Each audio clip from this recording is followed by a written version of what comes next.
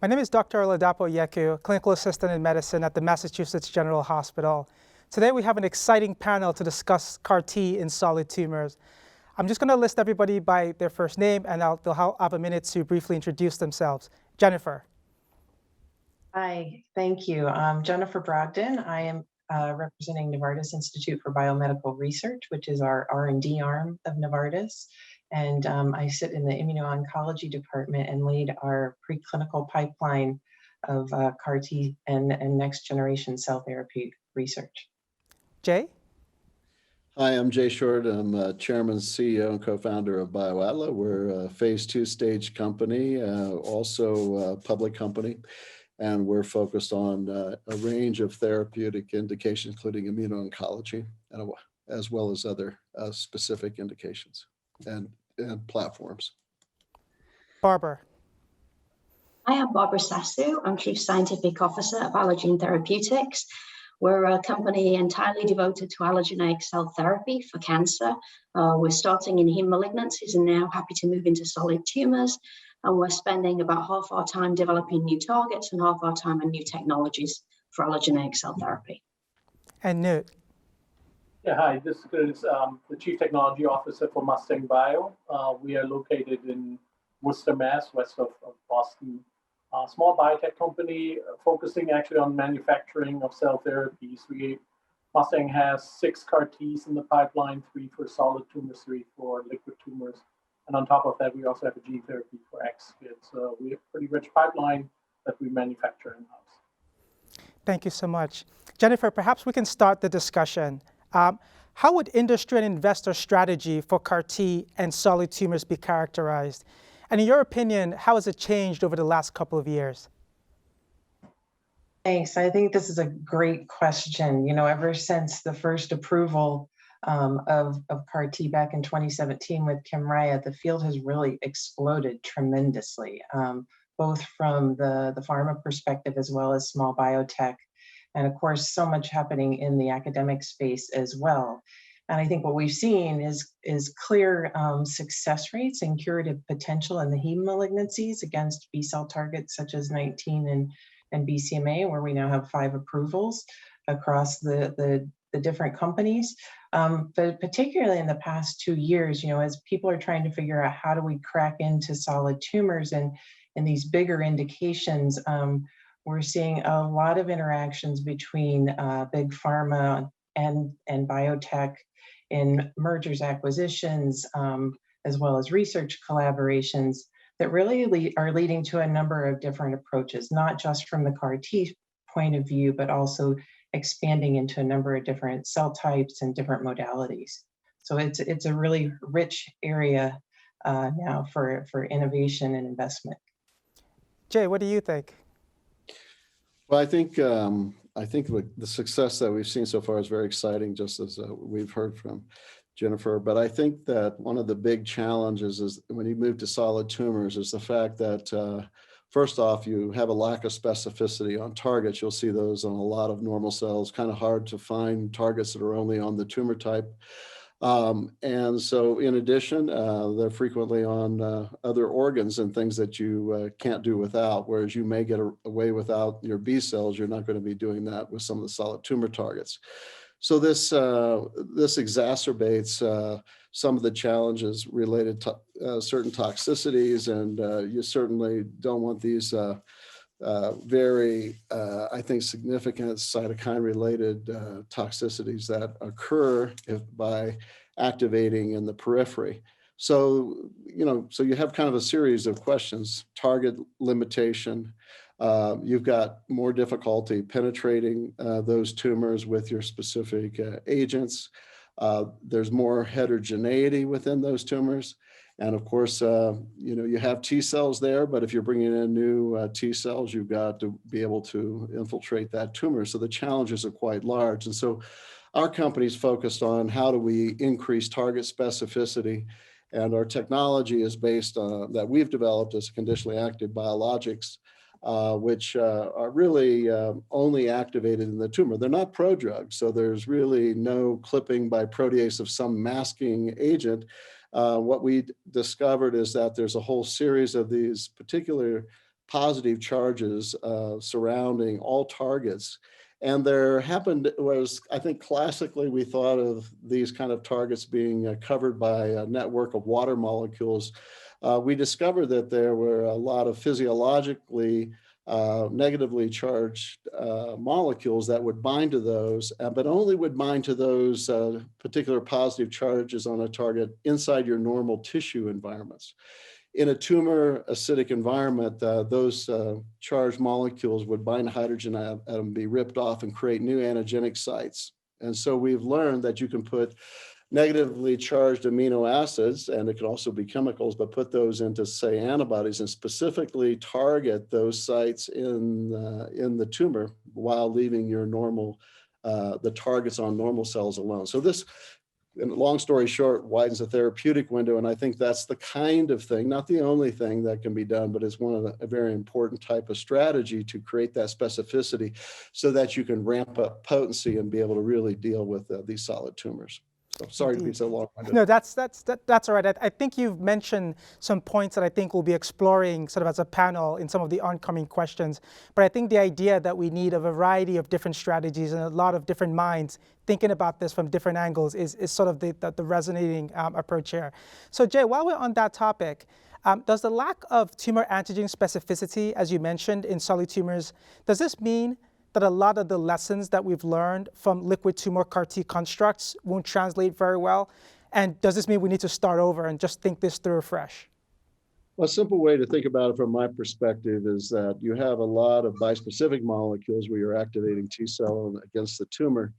And most people are attenuating the CD3 activity in order to manage that peripheral toxicities. And that's, I think for solid tumors, the opposite of what you want to do. You really want to be able to drive those T cells and activate them, and all of them that you can inside that tumor.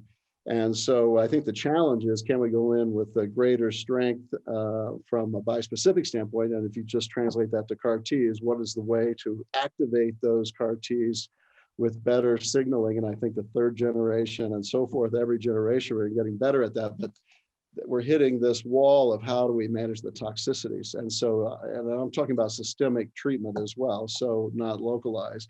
And so I think there's a clear path, and I think we can bring more to it, but I think you're going to have to employ some additional tools that we haven't done previously. Barbara, what thoughts do you have regarding this discrepancy between lessons from heme and lessons from solid tumors? Yeah, I think in short, lineage-specific antigens won't really be possible in solid tumors, so we lose that advantage. That's a shame, but life and biology moves on. I think there are some targets in solid tumors that can be specific enough that we can take what we've learned and apply it to solid tumors. From the allergen perspective, we like CD70 for renal cell carcinoma and DLL3 for small cell lung cancer for that reason. There are also splice form antigens that might be specific antigens for solid tumors. But then, as Jay was saying, I think technologies to really increase specificity in a solid tumor microenvironment or to be turned on or off by other antigens will be important. And looking forward to seeing those technologies evolve more over time with multiple companies really looking at those technologies. Great response, Barbara. I think most of us remember some of the lessons we learned from the carbonic anhydrase target in renal cell carcinoma. But I wonder, Newt, what thoughts do you have, again, regarding this sort of antigen issue? Yeah, I mean, from my perspective, and I'm not an MD, so I speak a little bit out of my league, I guess. But from my perspective, the target specificity issue is the same as it is in hemolytic cancers, right? CD19 is not a tumor-specific antigen. And yes, B-cell aplasia is, can be managed. So when it comes to that, target selection, needs to figure in what, so to speak, is the damage of on target of tumor activity. And then also what I would believe is for solid tumors is, the debulking of the solid tumor will help keeping the response short, things like that. So there will never be, I believe, a solid tumor-specific target without complications. But fortunately, a lot of smart people are working on solutions, and eventually we might get there. But in the meantime, I think for the solid tumor space, there are other ways of making CAR Ts work. combo therapies, etc., come to mind. Jennifer, what do you think? Yeah, I think it's a really important question, and certainly my colleagues here on the line have answered a number of relevant, or addressed a number of relevant topics. I think the other space is, we might think more towards TCR approaches as opposed to CAR T. And I know we're heavily focused here on CAR T, but as we think about trying to find tumor-specific antigens, some of these really might be intracellular type antigens, and presenting in the context of a TCR, you can then avoid perhaps the normal tissue tox that is going to be a challenge to overcome in the setting of CARs. So I think that's one area, and certainly the direction we've seen proof of that happening, of course, with TIL therapy in the past, and then there's a couple of examples of TCR cell therapies where, with like MAGE-A4, where we're starting to see a little bit of activity as well, and NY-ESO-1 certainly. So I think if we take some learnings from the now 30 years of at least of experience in the solid tumor field with adoptive cell therapy and start to apply those forward, hopefully we can start to make some additional breakthroughs. But antigen discovery for CARs, I think with the splice variants, I think is a key area as well if we want to try to use that in the future. That's an excellent point, Jennifer. And I think that brings to mind one of the proof of principle papers with the WT1 antigen. Again, this idea has been looked at by many different groups, and I think it's only a matter of time before we figure out how to incorporate that with proper engineered CAR T cells, whether it's armoring them or arming them with other various compounds. And I think as we start to think about how we expand this, Barbara, I had a thought about when we think about antigen heterogeneity and this whole concept of a hostile tumor microenvironment that we've all accepted as being part and parcel of one of the issues we face in solid tumors. What do you think that there are specific solid tumors in this particular space that might lend themselves to a more attractive opportunity for CAR T therapy than others? Yeah, I mean, I would say that I am confident that one day we will find the technology solutions to go into multiple kinds of solid tumors.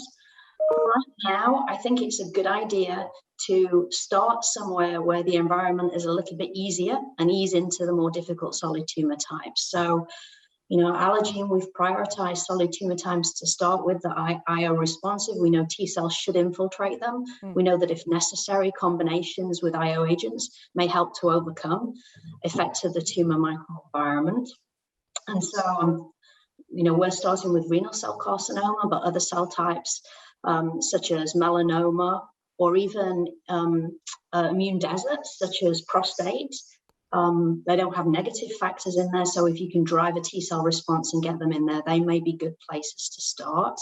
In terms of the heterogeneity and what we were just talking about, tumor specificity, good idea to start with targets that are as clean as possible while we understand the space for toxicity. We understand how to evolve our CAR T design over time to work on getting the activity more tumor specific or affinity tumor CARs, for instance. And then as we build technologies to help overcome the tumor microenvironment, Allogene's strategy to start with has been to induce a cytokine signal specifically in our CAR, what we call turbo CARs. And next generation will be to equip those to respond positively to negative signals in the tumor microenvironment, things like PD-1, TGF-beta, so that we can really start to move into the more difficult solid tumor types and turn those negative signals to positives. And then probably over time, as we learn more and more of this biology, we can go into the really resistant tumor types, things like subsets of breast, colorectal, pancreatic, working on how to de-risk targets and working how to maybe drag T cells into those difficult environments, or to use cell types that may infiltrate more easily, or even characteristics from cell types that may infiltrate more easily. And I think, we'll talk about combinations later, but combinations to get the tumor microenvironment to be more receptive to T cells could really help us in the future. That's an excellent, very thoughtful response, Barbara. But Newt, I wonder, from your perspective, if you were making this, this wish list of solid tumors and how to go about them, I guess that's the title of a good book. How would you think about this? Yeah, I guess I'm a little bit biased. So Mustang, the foundation for Mustang was an IL-13 receptor alpha-2 CAR T from City of Hope for the glioblastoma. And really what kick-started it was the report out of City of Hope of a patient that responded to the treatment. Now, going into that report, you will notice that it's a local administration of the CAR T, it's debulk tumor, all that. So it took a long way to get there, but ultimately it was, if I'm not mistaken, maybe the first sign of a CAR T working in the solid tumor. So obviously we looked hard into this patient and what might have separated this patient from others because it was hard to repeat that result. And that's where I think the indications are pretty strong that you need to really tackle the tumor environment. Especially solid tumors. You have cold tumors where there's no tumors, no inflammation cell penetration, and then you have hot tumors that already have some resident T cells, etc. And it looks like the hot tumors are the ones that might be more responsive to CAR T treatment. So how can you turn a cold tumor hot?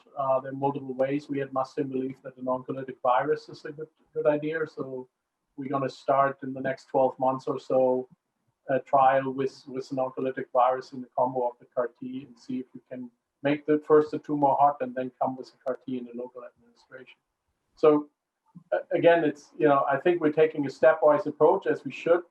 But I believe it's still going to be a long journey to come to a regimen that is really successful in solid tumors. And obviously, what you learn in glioblastoma should then, be immediately tested in other solid tumors. We also have a BSCA for pancreatic and prostate cancer. So another way that we think of is, besides the oncolytic virus, is what we call the third leg of the stool is an IL-12, for example, or IL-15, to help the T cells then in the tumor to really do their job and overcome any inhibitory effects of the tumor environment. So Newt, that's a very thought-provoking answer, and I think I would like to follow that up with a question, just to further some of the hypothesis, some of the ideas that you've raised. And again, given the many challenges that we've had with CAR T in solid tumors, the myriad, we can talk about them all day. Do you feel that going with combination therapy, sort of upfront, just out of the gate, is the way to go? Maybe this will help modulate the tumor microenvironment, reprogram it in some way, shape, or form, or even debulk it, perhaps. And this might represent sort of a more compelling opportunity as we sort of pick, the easier, lower-hanging fruit to start. Yeah, ultimately, I would say it's probably not a bad idea. However, I also realize we're still talking about experimental treatments here, so I would not combine two experimental treatments right away. You still need to establish safety, also to be sure not just safety, but also understand your product. So it is a long journey to get this. We are fortunate with the IL-13 receptor CAR T that there's plenty of patient experience, so the safety is well established. So is the oncolytic virus that's currently run in the clinical trial. It's going to be a long journey, but I think that's where eventually most solid tumor trials for CAR Ts will end, going in some form of combo. I mean, we already have the checkpoint inhibitors in there as well, so maybe that will give us some idea of how it works. Ultimately, as I said, I personally believe that we probably end up even combining more than two, including an IL-12, and there are technologies of arming the CARs themselves so to express it, or bringing it in as an additional treatment. But I think it's a long journey, but it's a journey worth taking. It's a very interesting point, and I think I've heard people discuss that perhaps we need to think about this like we think about something like multiple myeloma, where we think of the CAR T as part of a big induction type therapy with some combination, and then there's a maintenance period with a less sort of toxic drug that can be kind of employed in a similar manner that we treat many of these recurrent metastatic solid tumors. But I wonder, Jennifer, what's your philosophy regarding sort of upfront, out of the gate combination therapy? Yeah, I think one of the important things you have to establish, we're absolutely going to need combination therapies in solid tumors. I think we all are cognizant that a single dose of a cell therapy isn't going to do the job. But I think we also need to ensure that we have at least a single agent arm where we can understand what's the on-target activity of the modality that you've generated with your CAR T, because in the absence of really being able to measure specific on-target activity, you won't know that your combination is working or not working or otherwise. And so I think we learned from our own GBM study in collaboration with UPenn, with Marcella Moss and Don O'Rourke, that the ability to do post-treatment biopsies within a very short period of time, within a week or two following that treatment, really enables the understanding of the ability of the cells to get in there, the tumor microenvironment changes, the remodeling that happens, and it will really inform your approach if you can build a strong translational biomarker approach. And I think in solid tumors, this is definitely going to be key and each one is going to be unique, right? So when we were talking about what indications earlier, I think if you think about what indications are amenable to on-treatment biopsies, it does start to narrow things, but it also affords tremendous learning in the course of your clinical development. Jennifer, you raise a really good point. And I think perhaps, based on what you've said, perhaps taking a step back and saying, are we even designing our clinical trials appropriately to evaluate the efficacy of this sort of novel therapy? As you might all remember, some of the earlier descriptions of CAR T called it living drug. We don't, that term has since sort of fallen out of favor. And a lot of the way we design trials currently are based on, small molecules or antibodies, whether it's PK, PD studies, whether it's Simon 2 escalation. So I wonder, this is a sort of an open question for the entire panel. What do you guys think? Should we be rethinking entirely how we design clinical trials for CAR T? I guess Barbara can go first. Well, you probably saw me nodding a lot when Jennifer was speaking. I couldn't agree more about how important the translational aspect is. When we're in trials where we're often looking at one patient and making decisions about what might happen next, having a patient-by-patient dialogue almost with the FDA. I agree we cannot start with combinations, but I think we should prioritize combinations really very early.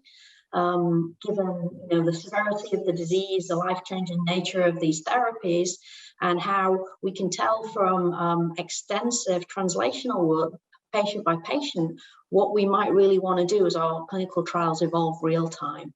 And so a very Bayesian kind of design where we look where we are at every given moment, get as much information as we can, and use that to decide where we might go. I also agree very much with comments earlier about moving into frontline, safety associated with that, but as fast as possible, because of course, the longer you wait for a CAR T therapy, the less likely you are to respond to it. And as we get further and further, allogeneic following behind autologous, the sicker patients get, the faster you have to intervene, and the less relevant probably debulking is, because patients are so resistant to all the therapies out there. So to really understand the promise of things like that, it really is about how fast can we get appropriate safety data and move to lines of treatment where we can really see the promise in the long term. Excellent, excellent thoughts. Jay, what do you think? Well, I think the combinations are essential. I think from everything from increasing potency to increasing T cell proliferation to suppressing certain other types of inhibitory activities. And I think if you can get into any kind of staggered type combo study where you lead with your first agent, then bring right behind as fast as you can the next agents, even if it's a diminished, very tiny level of initial concentration of drug. But I think the key is to try combinations, and I really support that view of the panel. I think what I'm really hearing here is that we just can't necessarily take our templated clinical trial designs and just sort of move them over to CAR T, whether it's we're thinking about intercavitary deliveries, we're thinking about debulking, we're thinking about very brief run-in studies or window of opportunity studies. It seems like we're all sort of resonating around the same points. Newt, what do you think? Yeah, so I just want to add, we talked earlier a little bit about technology innovations, for example, right? And as much as I agree biopsies are a great way for solid tumors to understand how the T cells reacted, they are still just snapshots in time. like the technology innovation, I think that really would drive up or help us tremendously is imaging. Can we put something in these T cells that we can in real time follow then after injection into the tumor and what happens to them? That would be, I think, in my view, a game changer in terms of understanding what happens to the T cells. And I still believe in combos, and I still believe that microenvironment needs to be overcome. But when you see that, then you might find a different path because maybe the T cells are going there, just not doing what they need to do.